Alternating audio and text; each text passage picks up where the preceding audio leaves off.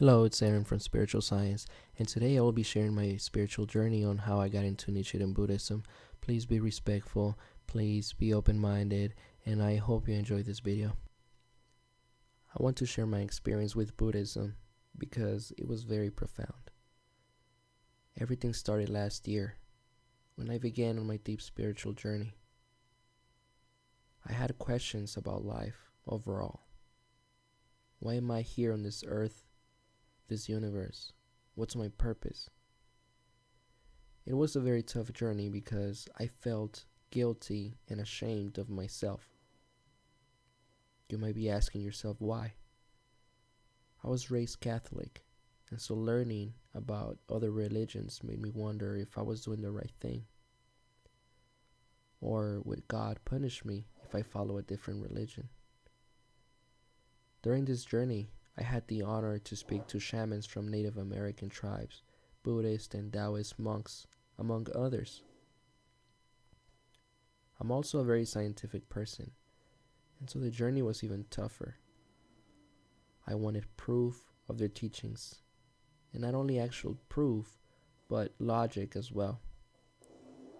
I thought, maybe I'm asking for too much, and felt like giving up on the spiritual journey.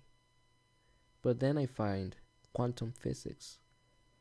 Quantum physics is a set of fundamental theories which describes nature at the smallest scales of energy levels of atoms and subatomic particles. And so I thought, this is it. Yet, something surprisingly happened. Around July of last year, I was at a library reading a book.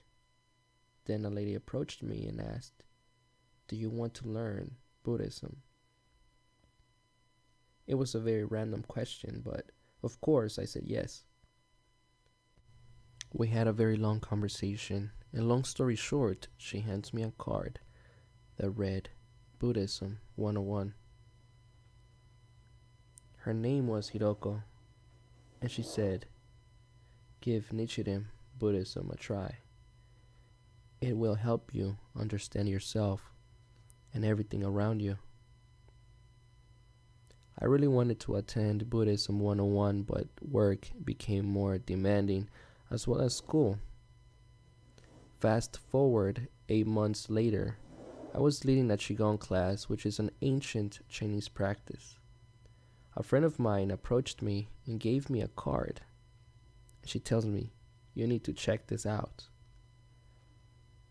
I look at the card, and it was the same card Hiroko, the lady I met at the library, gave me 8 months ago. At that point, I was surprised because a friend of mine and a stranger were inviting me to Buddhism. It was like Buddhism was looking for me rather than me looking for Buddhism. I went to Buddhism 101 the following day. When I arrived to Buddhism 101, the first person I saw was Hiroko after 8 months. Hiroko explained to me what Nichiren Buddhism is, and I became a Buddhist that same day. Buddhism appears to you at the right time and with purpose. Now, I have the answers to my questions. My purpose here in this infinite universe is to help people in every aspect of their lives, physically, mentally, and spiritually. Speaking of mentally, there's something else Buddhism taught me. In 2015, I was diagnosed with anxiety disorders. I couldn't work for a whole year, and I felt unworthy. It hit me really hard.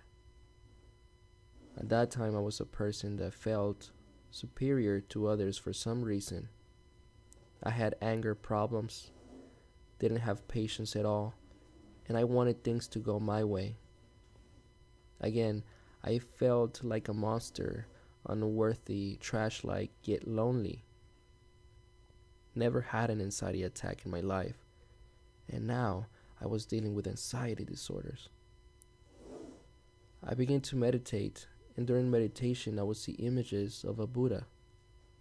And from then on, began to print quotes from Buddhism and quotes from Steve Jobs. He was an inspiration to me. In fact, as I began to read more about Steve Jobs' life, Steve Jobs himself was a Buddhist.